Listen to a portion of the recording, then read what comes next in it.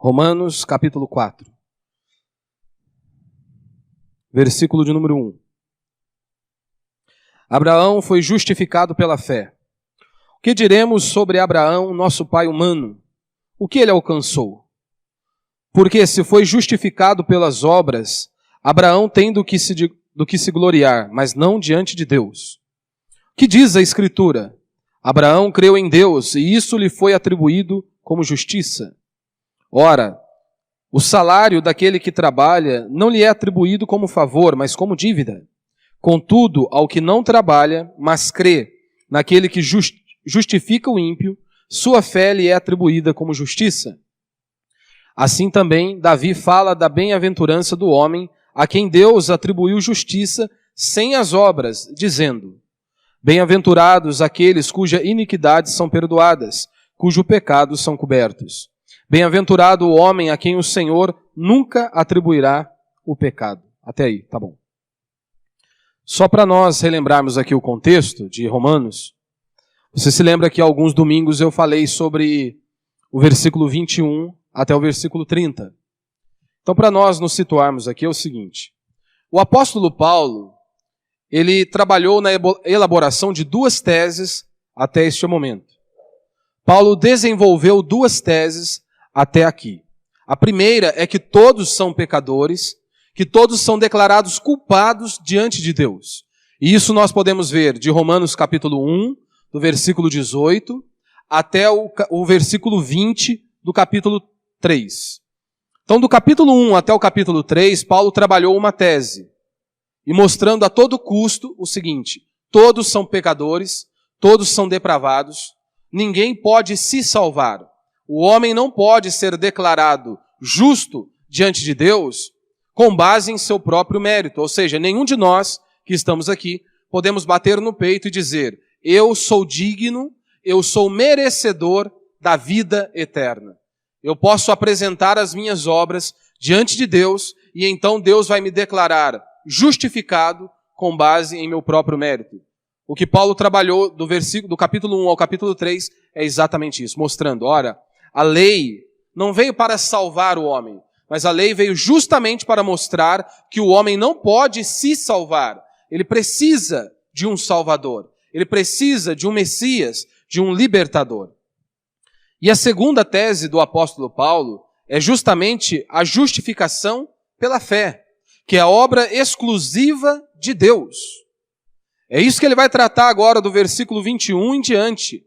Ele vai tratar sobre a justificação pela fé em Cristo Jesus. E Paulo vai se esforçar para deixar bem claro que isso é obra exclusiva de Deus, por meio da morte expiatória de Cristo Jesus naquela cruz do Calvário. E como nós recebemos esta justificação? Paulo deixa bem claro aqui no capítulo 3, do versículo 21 até o 31, deixa de forma bem clara que o meio pelo qual nós recebemos esta justificação, sermos declarados justos perante Deus, é por meio da fé em Cristo Jesus, né? É o que ele vai dizer aqui no capítulo 3, no verso 21, ele diz, né? Mas agora a justiça de Deus se manifestou sem a lei, atestada pela lei e pelos profetas. Isto é, a justiça de Deus por meio da fé em Jesus Cristo, para todos os que creem, não há distinção, sendo justificados gratuitamente pela sua graça, por meio de redenção que há em Cristo Jesus. No verso 28 ele diz: concluímos, pois, que o homem é justificado pela fé, sem as obras da lei. E aí ele termina no verso 31 dizendo: por acaso anulamos a lei pela fé? De modo nenhum. Pelo contrário, confirmamos a lei. Então a grande questão que o apóstolo Paulo precisa tratar agora, após ele apresentar estas duas teses, de que o homem é pecador, de que o homem é depravado, de que o homem só pode ser salvo, ser declarado justo perante Deus por meio de Cristo Jesus, Paulo precisa tratar agora esta objeção. Haja visto que aqueles judeus, aqueles homens achavam que eles poderiam ser salvos apresentando alguma obra diante de Deus. Ou seja, eu sou digno, eu sou merecedor, Deus está apenas me dando aquilo que eu mereço, a vida eterna, porque eu sou uma boa pessoa. Então Paulo teria que tratar estas objeções. E para Paulo responder isso, Paulo precisava mostrar que toda a sua tese não estava baseada em seu pensamento ou em qualquer outro pensamento de homens de seus dias, mas a sua tese estava embasada na Escritura, ou seja, no Antigo Testamento, que é a palavra de Deus que eles tinham até aquele exato momento. Paulo precisava responder esta objeção. Por quê? Aqueles homens se levantavam e diziam: como assim? Nós somos salvos de graça? Pela fé? Nós somos salvos sem fazer nada? Como assim? De onde você tirou isso, Paulo? Ou seja, eles estavam acusando Paulo de levantar isso, de inventar a graça de Deus. Por quê? Os rabinos, eles ensinavam que Abraão, que é o caso que nós vamos tratar aqui daqui a pouco, Paulo, para mostrar a eles que o que ele estava falando estava nas Sagradas Escrituras, que não era coisa de sua cabeça, ele pega Abraão e Davi como exemplos de homens para provar que a justificação é pela fé, tanto no Novo Testamento quanto no Antigo Testamento. Ambos foram salvos por crerem em Deus. E Paulo está então se opondo ao que os rabinos ensinavam naqueles dias. Ora, eles pegavam Abraão, que era o pai da nação judaica, e eles anunciavam que ele havia alcançado a salvação por sua obediência à lei, mesmo antes da lei ter vindo. Então eles diziam: não, Deus já havia colocado isso no coração de Abraão. Por isso que Abraão obedeceu à lei de Deus, ou seja, ele pôde ser salvo porque ele cumpriu a lei de Deus. Eles acreditavam que Abraão viveu como o mais íntegro de todos os homens. Abraão era o mais íntegro entre os íntegros. Ou seja, ele teve uma obediência perfeita à lei de Deus, aos mandamentos de Deus. Então, como recompensa, Deus o escolheu e o justificou, ou seja, o declarou justo perante Deus. Então, por isso, Paulo levanta esses dois exemplos. Ele pega Abraão, o mais ilustre dos patriarcas, ele apresenta também Davi, o mais ilustre dos reis de Israel, como exemplos daqueles que haviam sido justificados por fé e não pelas obras. E isso estava indo totalmente na mão contrária do que os homens ensinavam naqueles dias. Eu sei que hoje alguns estudiosos, eles argumentam que Tiago contradiz o que Paulo está dizendo. Eles dizem que Tiago, quando vai tratar, ele fala: olha, a fé sem obra é mortas, né, e por aí vai. Ele está contradizendo o ensino de Paulo. Eles dizem que Tiago está reafirmando que a justificação é por obras e não por fé. Na verdade, não há contradição alguma entre Tiago e Paulo. De um lado, nós temos o apóstolo Paulo, que ele olha para a causa da salvação e diz que nós somos salvos pela fé, independente das obras que nós podemos apresentar diante de Deus. De outro lado, nós temos Tiago. Ele olha para o resultado da salvação e diz que os salvos provam a sua fé pelas obras. Todo aquele que foi salvo por Cristo, que ele foi declarado justificado perante Deus, ele tem que apresentar algo. Ele vai ter boas obras para apresentar. Então, nenhum dos dois estão em conflito. A autenticidade da fé justificadora, ela encontra-se nas boas obras, ou seja, são fruto desta fé. Se eu professo algo, eu tenho que apresentar algum resultado. O crente, ele mostra a fé pelas obras, já que a fé sem obras, ela é morta, como Tiago vai dizer. Então, os exemplos de Abraão e Davi, eles mostram justamente que a justificação pela fé é o único meio pelo qual Deus garante a salvação ao seu povo, tanto no Antigo Testamento como no Novo Testamento. Ambos foram salvos pela fé, por acreditarem em Deus, por confiarem em Deus e terem a convicção de que eles não poderiam apresentar nada para Deus como garantia, ou seja, como um direito à vida eterna, tanto judeus como gentios. Então, portanto, é um erro assumir que no Antigo Testamento as pessoas eram salvas por obras. e que no Novo Testamento as pessoas são salvas pela fé. É um erro dizermos isso. Tanto no Antigo como no Novo Testamento, ambos são salvos pela fé. Como disse Hernande Dias Lopes, a justificação não é uma conquista humana, mas uma dádiva divina. Não resulta do mérito, mas é obra da graça. A justificação não é o que recebemos por mérito próprio, mas o que recebemos pelos méritos de Cristo. Ou seja, a salvação não é um troféu que nós ostentamos como prêmio de nosso mérito, mas é um dom que recebemos apesar de nosso demérito. Ou seja, nenhum de nós podemos nos vangloriar, como Paulo vai dizer aqui no capítulo 3. Quem vai poder se vangloriar diante de Deus? Quem vai poder apresentar algo diante de Deus? E aqui nós vemos 4 verdades que são destacadas nesses versículos iniciais. Em primeiro lugar, Paulo está dizendo que a justificação pelas obras coloca a glória da salvação no homem e não em Deus. Não é isso que ele está dizendo? Que diremos sobre Abraão, nosso pai humano? O que ele alcançou? Você se lembra que Paulo tinha acabado de falar que nós não somos salvos pelas obras. E aí então Paulo pega o exemplo de Abraão, respeitado e conhecido naqueles dias, e ele diz, como que nós vamos resolver então o caso de Abraão? O que nós podemos dizer acerca de Abraão? Abraão foi salvo por obras? Do jeito que vocês ensinam? Vamos voltar para a Escritura. E a Escritura vai nos dar a resposta. Diferente de muitos cristãos hoje, aqueles judeus tinham um domínio da palavra. Eles tinham um domínio do Antigo Testamento. Ou seja, eles conheciam as Sagradas Escrituras. Diferente de muitos hoje. E então eles recorriam a Deus.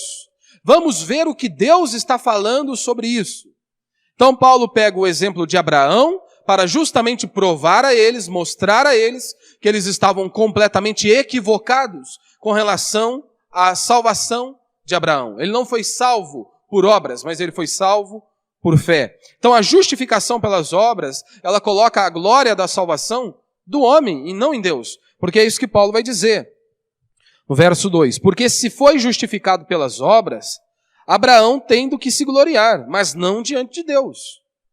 Porque diante de Deus, Abraão e nós somos todos pecadores. Somos todos depravados, todos corrompidos. Então, quem poderia chegar diante de Deus e dizer, eu mereço a salvação? Abraão não poderia fazer isso. Nenhum de nós podemos fazer isso. Por isso que Paulo diz, olha, se ele foi salvo pelas obras, ele poderá se gloriar, não diante de Deus, diante de qualquer outra pessoa, menos diante de Deus. Em segundo lugar, nós vemos que a justificação pelas obras, ela entra em total contradição o ensino geral das Escrituras. Ou seja, eu tenho que fazer algo para ser salvo. Como Paulo vai dizer aqui no verso 3, né? O que diz a Escritura? Ou seja, vocês estão falando que Abraão foi salvo por obras? Vamos confirmar na palavra de Deus. O que Deus diz acerca de Abraão. E aí o resultado é, Abraão creu em Deus e isso lhe foi atribuído como justiça. Ou seja, como que Abraão foi declarado justo perante Deus?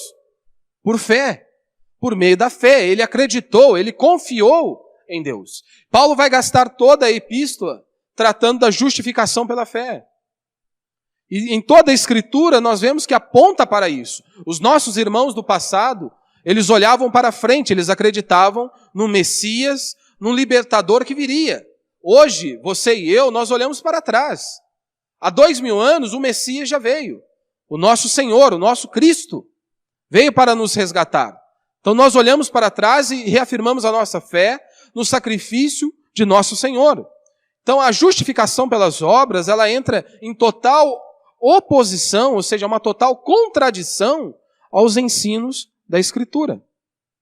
Você afirmar que você pode ser salvo por aquilo que você apresenta diante de Deus. Hoje, às vezes em muitas igrejas evangélicas, nós vemos pastores, líderes religiosos, dizendo o seguinte, alguns lugares você precisa pagar uma promessa, para então você ser salvo. No meio do catolicismo você vê isso, eu preciso pagar uma promessa, Para eu ser abençoado, eu preciso pagar uma promessa para que algo aconteça em minha vida. Você vem para o meio evangélico e as coisas não mudam muito em muitas igrejas. Para você ser abençoado, para você herdar a vida eterna, você precisa dar o seu dízimo, contribuir financeiramente. Eu acho errado contribuir financeiramente? Claro que não. Todos nós sabemos que temos custos e despesas aqui. Mas eu não posso, em hipótese alguma, chegar aqui e dizer que se você não contribuir financeiramente, você vai para o inferno. Que Deus não vai te salvar. Em hipótese alguma eu posso dizer isso. Mas muitos líderes religiosos, eles ameaçam o povo justamente dizendo isso. Se você não contribuir, você vai para o inferno. Ou seja, eu preciso apresentar algo para Deus para eu obter a vida eterna. Por isso que Paulo diz, o que a Escritura diz acerca de Abraão? E este versículo aqui, Abraão creu em Deus e isso lhe foi atribuído como justiça, é uma referência de Gênesis capítulo 15, que nós vamos ler aqui posteriormente. Então, ao argumentar acerca da justificação pela fé do patriarca Abraão, Paulo ele não embasou a sua tese em seu próprio pensamento, opinião de teólogos daqueles dias, mas Paulo argumentou na Escritura, na infalibilidade das Escrituras. Vocês respeitam as Escrituras? Vocês a têm como palavra de Deus? Ótimo, então se rendam. Ela está dizendo que Abraão foi salvo por fé e não por obras. Em terceiro lugar, nós vemos que a justificação pelas obras situa a base da salvação no merecimento humano e não na graça de Deus. Ou seja, já que o homem foi salvo pelas suas obras, então é mérito dele. Ou seja, não é da graça de Deus. Ele foi merecedor da vida eterna. E em quarto, nós vemos que a justificação pelas obras, ela traz condenação ao pecado e não bem-aventurança, como Paulo citou aqui Davi. Se Deus fosse retribuir a Davi o que ele merecia, seria morte. Paulo ele sai de Abraão, ou seja, e vai para Davi. Consequentemente, ele deixa de citar Gênesis capítulo 15, verso 6, e vai para o Salmo 32, verso 1 e verso 2, para tratar acerca de Davi. E é exatamente o que nós lemos aqui no verso 7 e verso 8, né? Bem-aventurado aqueles cuja iniquidades são perdoadas, cujo pecado são cobertos. Bem-aventurado o homem a quem o Senhor nunca atribuirá o pecado. Ou seja, a justificação pelas obras, ela condena o pecado. Está ali para mostrar que o homem não pode. E não é uma bem-aventurança. Ou seja, Davi adulterou com Betseba. Mandou matar o marido dela. Davi escondeu o seu pecado. Se ele fosse julgado pelas suas obras, ele seria condenado. Se Deus fosse tratar com ele segundo os seus méritos, ele merecia a morte e não perdão. Da mesma forma é comigo e com você. Por isso que nós não oramos a Deus e pedimos, Senhor, dá o que eu mereço. Ô Senhor, me dá apenas o que eu mereço. Eu sou digno, ó Pai. O que você merece, o que eu mereço, é a morte e o inferno. Só isso que nós merecemos. É só isso que nós merecemos. Por que nós merecemos isso? Porque a Escritura diz que se o homem pecar, ele vai morrer. O salário do pecado é a morte. Ou seja, para ele ser declarado justo perante Deus, ele não pode ter nenhum pecado. Então por isso é a morte e o inferno. Porque nós pecamos e nós não conseguimos ser declarado justo perante Deus com base em nosso próprio mérito. Então o que nós merecíamos é exatamente isso. A morte e o inferno. E o que nós olhamos que ao invés de Deus condenar Davi, Deus o perdoou. Em vez de atribuir-lhe culpa, atribuiu-lhe justiça. Em vez de expor o seu pecado, Deus o cobriu. Em vez de deixá-lo esmagado pela culpa, Deus ofereceu gratuitamente a bem-aventurança do perdão e da justificação. Então, quando nós lemos o Salmo 32, o que nós temos ali não é Davi apresentando diante de Deus boas obras. Ele está confessando os seus pecados, ele está mostrando os seus erros e as suas falhas. O que nós temos ali, ao invés de boas obras, é pecado e iniquidade. O interessante é que no capítulo 3, Paulo diz, concluímos que o homem é justificado pela fé. Pela fé sem obras da lei. No verso 28, ele diz isso. Ou seja, eu usei vários argumentos, é o que Paulo está tratando, usei vários argumentos para mostrar que o homem não pode se salvar. E eu apresentei o caminho pelo qual o homem pode ser declarado justo, e isso não vem dele mesmo, não é com base no seu próprio mérito, mas é a justificação pela fé em Cristo Jesus. Somente pela fé. Paulo ele mostrou que a lei, e que pelo cumprimento da lei ninguém poderia ser salvo, haja visto que ninguém cumpriu a lei de Deus. Ninguém cumpriu os 10 mandamentos à risca. E aí então ele diz, nós somos salvos pela graça, de graça, sem fazer nada. E é claro que poderiam surgir pessoas dizendo, como assim, Paulo? Isso é loucura. O que você fumou, Paulo, para você falar uma besteira dessa? Ô Paulo, de onde você inventou isso, Paulo? Paulo ele era acusado de inventar a graça de Deus. Então por que Paulo cita Abraão e Davi? Primeiro, para provar que a sua doutrina é bíblica. Por isso que Paulo cita Abraão e Davi. Justamente para que eles pudessem refletir acerca de seus ensinos. Aqui em Romanos capítulo 4, verso 3, Paulo diz, porque, que diz a Escritura? Abraão creu em Deus e isso lhe foi atribuído como justiça. De onde Paulo tirou isso? Gênesis capítulo 15, verso 6. E Abraão creu no Senhor e o Senhor lhe atribuiu-lhe isso como justiça. Ele creu em Deus. E isso lhe foi atribuído como justiça. Romanos capítulo 1, verso 1 e 2, Paulo diz, Paulo, servo de Jesus Cristo, chamado para ser apóstolo, separado para o evangelho de Deus, que ele antes havia prometido pelos seus profetas nas santas Escrituras. Para começar a conversa, para abrir a sua carta, Paulo já mostra, olha, o que eu vou tratar com vocês, ou seja, eu vou falar que o homem é depravado, é pecador, e que ele só pode ser declarado justo, ou seja, ser salvo, por meio da justificação pela fé em Cristo, não é algo novo, está nas Escrituras. E está na palavra de Deus, aquelas que vocês consideram como palavra de Deus. Deus já havia prometido isso em sua palavra. E no capítulo 3, no verso 20 até o verso 22, ele conclui dizendo, porque ninguém será justificado diante dele pelas obras da lei, pois pela lei vem o pleno conhecimento do pecado. Mas agora a justiça de Deus se manifestou sem a lei, atestada pela lei e pelos profetas. Isto é, a justiça de Deus por meio da fé em Jesus Cristo, para todos os que creem, pois não há distinção. Ou seja, o homem é salvo pela fé em Cristo Jesus. Por que Paulo pegou Abraão e Davi? Segundo, para mostrar que os homens não conseguiram se salvar. Meu irmão, Abraão e Davi, os dois maiores nomes do judaísmo. Tanto que você, quando lê a genealogia de Jesus Cristo, lá no Evangelho de Mateus, capítulo 1, verso 17, você tem esses dois nomes ali.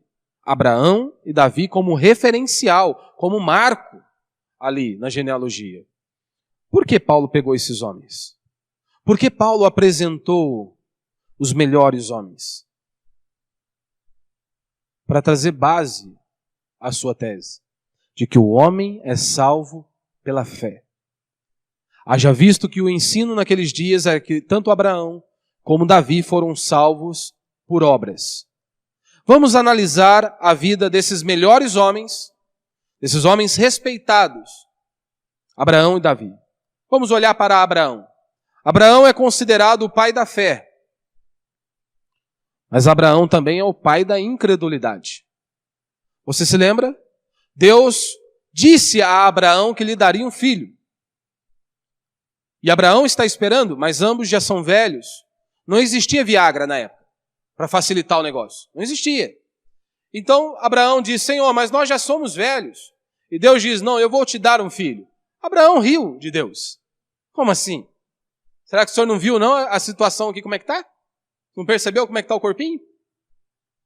Ele riu Ou seja, como se Deus fosse mentiroso. Ou seja, eu falei que eu vou fazer, eu vou te dar um filho, e você está rindo, você acha que eu sou impotente, que eu não tenho poder para fazer. Ele riu de Deus. Abraão é o cara que tinha medo de apresentar a sua mulher como mulher. Ela é minha esposa.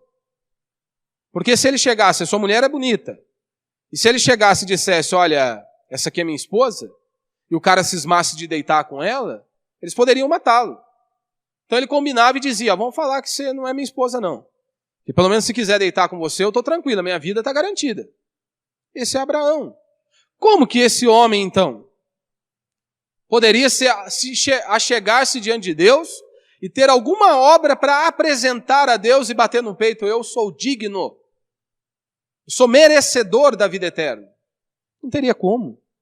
Vamos olhar para Davi, o homem segundo o coração de Deus. O homem segundo o coração de Deus. Se você não conhecesse a história de Davi, automaticamente nós levaríamos a nos pegar pensando o seguinte, esse cara deve ser um estouro. Esse cara deve louvar a Deus todo dia. Esse cara deve ter quase uma asa de anjo já. Esse cara deve cantar louvores, ler a palavra de Deus o dia inteiro. Mas não era a realidade de Davi. O homem segundo o coração de Deus, a capivara dele era grande, o histórico dele era sujo. A ficha dele estava suja. Vejamos o histórico de Davi. Adultério, mentira e assassinato. Davi era um adúltero, um mentiroso, um homicida. Davi era um homem sanguinário, frio e calculista. Este é o homem segundo o coração de Deus. Por que Paulo pega os dois nomes para reafirmar a sua tese? Ou seja, o que Paulo está fazendo é o seguinte, os melhores homens, que vocês consideram os melhores homens, eles estavam distantes da salvação. Ou seja, com base em seus próprios méritos, eles não conseguiriam ser salvos, eles não puderam ser salvos com base em suas obras. Uma pequena analisada que nós demos na vida de Abraão e Davi, nós já podemos identificar que esses homens não eram perfeitos. Que esses homens não poderiam se vangloriar dizendo, nós somos merecedores da vida eterna. Tanto Abraão como Davi foram homens respeitados, foram homens maravilhosos. Mas, meu irmão, se nem eles conseguiram ser salvos pelos próprios méritos, quem será? Quem será? A resposta é apenas uma. Ninguém pode ser salvo pelas suas próprias obras. Ninguém pode ser declarado justo perante Deus com base em suas próprias obras. O que nós aprendemos aqui? 2 lições. Primeiro, nós não alcançamos nada em Deus com base em nós mesmos. Não é isso que Paulo está dizendo? O que diremos sobre Abraão, nosso pai humano? O que ele alcançou? O homem natural, ele se apresenta a Deus com base naquilo que ele é. Ou seja, ele se acha bom bastante, então ele se apresenta diante de Deus com base nos seus próprios méritos. Os fariseus foram assim. Eles se achavam dignos, merecedores, não é? Tanto que na oração do fariseu e do publicano nós vemos uma grande diferença. Você tem um contraste violento nas orações. Um agradece a Deus por não ser igual aos demais homens. Ou seja, eu sou o cara, eu sou top, eu sou digno, eu sou merecedor da vida eterna. Em contrapartida, você tem um publicano que nem sequer levanta os olhos para o céu, mas está ali confessando os seus pecados. E a Escritura diz que ele desceu justificado. O publicano desceu justificado. Então, tudo em nossa vida, nós não alcançamos nada em Deus com base no nosso próprio mérito. A vida eterna, nós não a alcançamos com base em nosso próprio mérito. Nós cremos naquilo que Cristo fez na cruz do Calvário. Nós recebemos de graça a justiça de Cristo. Por que nós recebemos a justiça de Cristo? Ora, ele foi o único que não pecou. Ele era o único sem pecado, ele cumpriu toda a exigência de Deus. Então ele era um homem justo. Por isso nós dizemos que recebemos a justiça de Cristo, que ela nos foi imputada na cruz do Calvário. Nós recebemos a justiça dele. Ou seja, para a vida eterna, para a salvação, nós não alcançamos com base no nosso próprio mérito, mas com base nos méritos de Cristo. Nós não podemos pedir nada a Deus com base em nosso próprio nome. Para você orar a Deus, você não ora em seu próprio nome, como o fariseu ali o fez. Nós vamos orar a Deus, nós oramos em nome de Jesus. E todos vocês se lembram, orar em nome de Jesus não é colocar Jesus no final da frase, né? Você faz toda a sua oração e diz, em nome de Jesus, amém. Orei no nome de Jesus. Não é isso. Orar em nome de Jesus é você saber que você está ali diante de Deus, orando a Deus, mas que você não é digno de pedir uma bala no seu nome, e você está ali então no nome de Jesus, clamando ao Pai para que o Pai nos abençoe. Para fazer a obra de Deus, pregar o Evangelho, levar a mensagem do Evangelho, nós precisamos de Deus. Nós não damos conta de fazer isso sozinho. Nós não podemos fazer isso sozinho.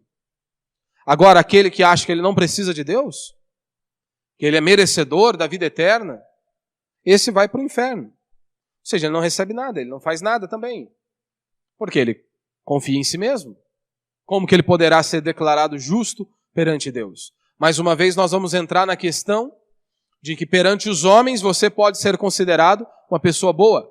Mas e diante de Deus? Não importa se os homens te aplaudam. Não importa se aos olhos do mundo você é um sucesso. Mas e diante de Deus? Você poderá ser declarado justo, sem culpa? E lembre-se, Tiago diz que se você pecou transgrediu um mandamento, você é culpado. Se você mentiu uma vez, cobiçou a mulher do próximo uma vez, está condenado. É isso que a Escritura diz. Então, quem de nós poderá chegar diante de Deus e dizer, eu sou digno, mereço a vida eterna? Ninguém. Nenhum de nós poderemos chegar diante de Deus e dizer isso. Mas aí os homens estabelecem os próprios padrões, não é? Ele olha para a prostituta, para o traficante e ele diz, eu sou melhor do que eles. Mas o padrão não é o que você cria, é o que Deus estabeleceu.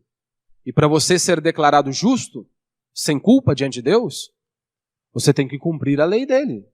E se você transgrediu um mandamento, você não cumpriu. Então você está condenado. Está condenado. Jesus disse isso em João capítulo 16, verso 24, que nós devemos pedir no nome dele. Quando nós vamos orar, devemos orar no nome de Jesus Cristo. Ou seja, Abraão e Davi, grandes nomes na história, mas eles não podiam pedir nada no próprio nome. Mesmo sendo grandes homens, com grandes referências, eles não podiam pedir nada no próprio nome. O interessante é que Paulo vai dizer que para fazer a obra, ele precisava da graça de Deus. Paulo diz, em tudo que eu vou fazer, eu preciso da graça de Deus. Nós não podemos fazer a obra sem a graça de Deus, sem Deus nos abençoar, se a mão de Deus não estiver sobre nós. Paulo diz, olha, eu estou andando em santidade e em sinceridade, não com base em sabedoria carnal, humana, mas sim pela graça de Deus. Em outra circunstância, em 2 Coríntios 1:8, Paulo diz, irmãos, não queremos que ignoreis a tribulação pela qual passamos na Ásia, porque foi muito acima de nossas forças, de tal modo que chegamos a desesperar da própria vida. E Paulo depois vai explicar. Eles renovaram, eles acreditaram no Senhor. Ou seja, para que nós não confiássemos em nós, mas em Deus. Tudo nós precisamos do Senhor. O interessante é que aqui no verso 4, Paulo diz, ora, o salário daquele que trabalha não lhe é atribuído como um favor, mas como dívida. Contudo, ao que não trabalha, mas crê naquele que justifica o ímpio, sua fé lhe é atribuída como justiça. E aí ele diz, assim também Davi fala da bem-aventurança do homem a quem Deus atribuiu justiça sem as obras, dizendo, e por aí vai. Mas você notou, ele pega o exemplo aqui de um empregado, e automaticamente, se você tem um empregado, você tem ali um empregador. Você tem um patrão e um funcionário. Você é um funcionário, ou se você for um patrão. O funcionário trabalhou o mês inteiro. Quando chega no final do mês, que ele pega aquela bolada, pela fé, pega aquela bolada, você vai lá e agradece o patrão, ei patrão, obrigado aí, caiu certinho. Você não faz, é direito seu. E é óbvio, né, que é também a sua obrigação trabalhar direito, prestar um serviço com qualidade, com excelência. Mas se você trabalhou o mês inteiro, cumpriu as suas horas, fez o seu trabalho, chegou no final do mês, você não recebe, aquilo lá não vem de graça para você. Você mereceu. Você mereceu o seu salário, você trabalhou para isso. E Paulo está dizendo isso, olha, se um trabalhador, quando ele recebe algo, ele trabalhou, ele está recebendo, não é de graça, é mérito dele. E quem de nós podemos bater no peito e dizer que é nosso mérito a vida eterna? Que Deus nos deve alguma coisa? Porque é isso que ele está dizendo, ora. Contudo, ao que não trabalha, mas crê naquele que justifica o ímpio, sua fé lhe é atribuída como justiça. Ou seja, o cara trabalhou o mês inteiro, recebeu o salário, acabou, não é favor, foi justo. Agora, Paulo está dizendo, contudo, aquele que não trabalha, mas crê. Né? Estamos falando aqui com relação à salvação, à vida eterna. Né? Senão você acha, não precisa trabalhar, só crê, o pão vai chegar em casa, a continha vai ser recheada. Estamos falando de vida eterna, lembre-se disso. Ou seja, aquele que não trabalha, mas crê em Cristo. Ele crê, ele confia em Cristo, isso vai ser atribuído como justiça. Ou seja, que você dizer, não, eu mereço a vida eterna, é como se Deus lhe devesse algo. Isso é um absurdo, dizemos isso. Que Deus está em falta conosco, que Deus nos deve alguma coisa, isso é um absurdo, isso é uma loucura. Ou seja, quem acha que tem obras, ou seja, eu sou bom bastante, ele deve ser tratado com justiça. E ser tratado com justiça, ou seja, já que eu sou bom, eu devo ser tratado com justiça o que eu merecia. E o que você merecia era a morte e o inferno, como eu já disse. Agora, aquele que não tem nada para apresentar diante de Deus, nenhuma de suas obras, nenhum de seus méritos, ele confia na graça do Senhor. Ele confia em Cristo, ele confia nos méritos de Cristo. Então ele não tem nada para se vangloriar. Ele não tem nada para dizer, olha, Deus me deve alguma coisa, ou eu sou merecedor da vida eterna. Ele simplesmente agradece a Deus. O fariseu tinha algo para apresentar na mentalidade dele. O publicano não tinha. Por isso ele se prostrou diante de Deus. Isaías, capítulo 64, verso 6, diz isso, que todas as nossas justiças são como trapos de imundícia. Ou seja, tudo aquilo que eu e você consideramos bom, que nós fazemos com base na nossa própria força, Isaías está dizendo, tudo isso que você faz, que você considera bom em si mesmo, isso aí é como um trapo de imundícia perante Deus. Paulo está tratando a carta inteira falando sobre justificação pela fé. Por quê? Ora, porque crescer na fé é crescer em Cristo, é crescer na graça de Deus. Ou seja, quando você cresce no seu conhecimento em Cristo e cresce na graça, você vai ser livre da arrogância. Porque quem vai poder bater no peito e dizer, eu mereço? Não. Quanto mais você conhece a Deus, quanto mais você se aprofunda no conhecimento das Sagradas Escrituras, que você tem uma convicção de que você não podia se salvar, que você foi salvo por aquilo que Cristo fez na cruz do Calvário. Ora, você vai saber, eu estou de mãos atadas. Isso foi algo de Deus, foi pela graça de Deus, pela misericórdia de Deus. Foi tudo obra de Deus. Então eu não posso bater no meu peito e dizer, eu sou bom. Quanto mais nós crescemos em Cristo, crescemos na graça, nós percebemos que nós somos fracos. Não há como a arrogância ficar brotando dentro de nós. Porque nós somos arrogantes. Nós achamos que nós não precisamos de Deus para nada. Nós não precisamos de Deus para a obra. Nós não precisamos de Deus em nosso casamento. Nós não precisamos de Deus na criação dos nossos filhos. Nós não precisamos de Deus em nosso trabalho. E por aí vai. E o interessante é que Paulo vai dizer isso, né? Em 1 Coríntios capítulo 4, verso 7. Pois quem te faz diferente dos demais? E o que tens que não tenhas recebido? E se o recebeste, por que te orgulhas, como se não tivesses recebido? Ou seja, tudo que nós temos é fruto da graça de Deus. Se nós estamos aqui, vamos celebrar ao Senhor, e um dia nós estaremos com Ele, passaremos a vida eterna conhecendo a Deus, porque é isso que a Escritura diz, que a vida eterna não é churrascada. A vida eterna é conhecer a Deus. Conhecer a Deus. Então nós passaremos a vida eterna conhecendo a Deus, conhecendo ao Senhor, não com base em nossas obras ou em nosso mérito, mas com base naquilo que Cristo fez na cruz do Calvário. E para a gente encerrar, só é feliz aquele que entendeu a graça de Deus. Aquele que entendeu que ele foi salvo por aquilo que Cristo fez na cruz do Calvário. Ou seja, ele só vai ser feliz aquele que exatamente conseguiu compreender. Ou seja, eu sou declarado justo e eu vou estar com Deus um dia, não é com base em meu mérito, mas é com base nos méritos de Cristo. Você notou que aqui no versículo 7, Paulo, referindo-se a Davi, ele diz: bem-aventurado aqueles cujas iniquidades são perdoadas e cujos pecados são cobertos. Bem-aventurado o homem a quem o Senhor nunca atribuirá o pecado. Bem-aventurado é feliz. E Paulo está dizendo, feliz é aquele que é perdoado. Feliz é aquele que compreendeu isso, que ele foi perdoado por Cristo, por Deus, por aquilo que Cristo fez na cruz do Calvário. Por que muitas vezes nós vemos crentes tristes, cabisbaixos? Porque muitas vezes estão confiando em si mesmos, na obra de seu próprio braço. Até um cristão genuíno, se você for um cristão genuíno, é claro que nós vamos ficar aflitos, é claro que nós ficaremos angustiados quando nós lemos a Escritura e percebemos que nós estamos tão longe daquilo que Deus ordena em sua palavra. Isso traz desespero a nós. Mas aí nós precisamos nos lembrar, um dia eu estarei com Deus, mas com base naquilo que Cristo fez. Não é com base em meus méritos.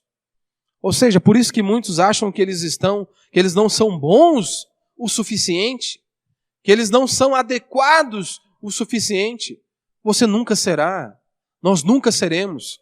E com isso eu não estou abrindo uma brecha para você viver em pecado, nadar de braçada no pecado, porque aquele que foi lavado pelo sangue do Cordeiro, aquele que a graça de Deus o alcançou, ele quer andar em novidade de vida, ele quer se submeter à palavra de Deus, viver de modo que Deus seja glorificado por meio da existência dele. Mas um cristão genuíno, ele fica com isso dentro de si. O ímpio, ele nunca sente isso. O ímpio, ele peca, e ele sempre está satisfeito consigo mesmo. Para ele tudo está bom. A conta fechou, está tudo certo. Ele é o cara. Se você se sente inadequado, é um bom sinal. O crente genuíno, ele sente isso. Mas quando ele compreende a graça de Deus, ele sabe, todos os dias ele levanta suas mãos para os céus e diz, Senhor, me transforma para a honra e para a glória do Teu nome. Me transforma, Pai, para que eu viva para glorificar ao Senhor. Mas ele se alegra em Deus, ele fala, Senhor, louvado seja o Senhor. Porque se não fosse por meio da Tua graça, por meio da justiça de Cristo, eu estaria condenado a uma eternidade de sofrimento. Nós anulamos a lei? Paulo diz que não, no verso 31 do capítulo 3. Ele diz, por acaso anulamos a lei pela fé? De modo nenhum. Pelo contrário, confirmamos a lei. Ou seja, como que nós podemos cumprir a lei de Deus? Somente pela graça, pela fé em Cristo Jesus. Nós acreditamos na justiça que nos foi imputada. Como eu já anunciei aqui, Ele era o único justo. Então a justiça de Cristo nos foi imputada. E segundo, através da graça de Deus, nós podemos cumprir os seus mandamentos. É isso que nós lemos lá em Gálatas 2:20. Portanto, não sou mais eu quem vive, mas Cristo é quem vive em mim. E essa vida que vivo agora no corpo, vivo pela fé no Filho de Deus, que me amou e se entregou por mim. Ou seja, eu não vivo, não sou mais eu quem vive, mas Cristo vive em mim. E é por isso que nós podemos andar em novidade de vida. E aí eu encerro com a frase do Hernando Dias Lopes. A justificação não é o que nós recebemos por mérito próprio, mas é o que recebemos pelos méritos de Cristo.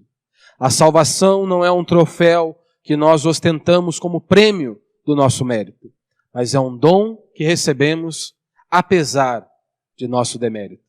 Então é por isso que eu e você temos que todos os dias agradecer a Deus e confiar naquilo que Cristo fez na cruz do Calvário. Sempre procurarmos andar em novidade de vida, mas aprendermos a descansar e a confiar no sacrifício de Cristo na cruz do Calvário.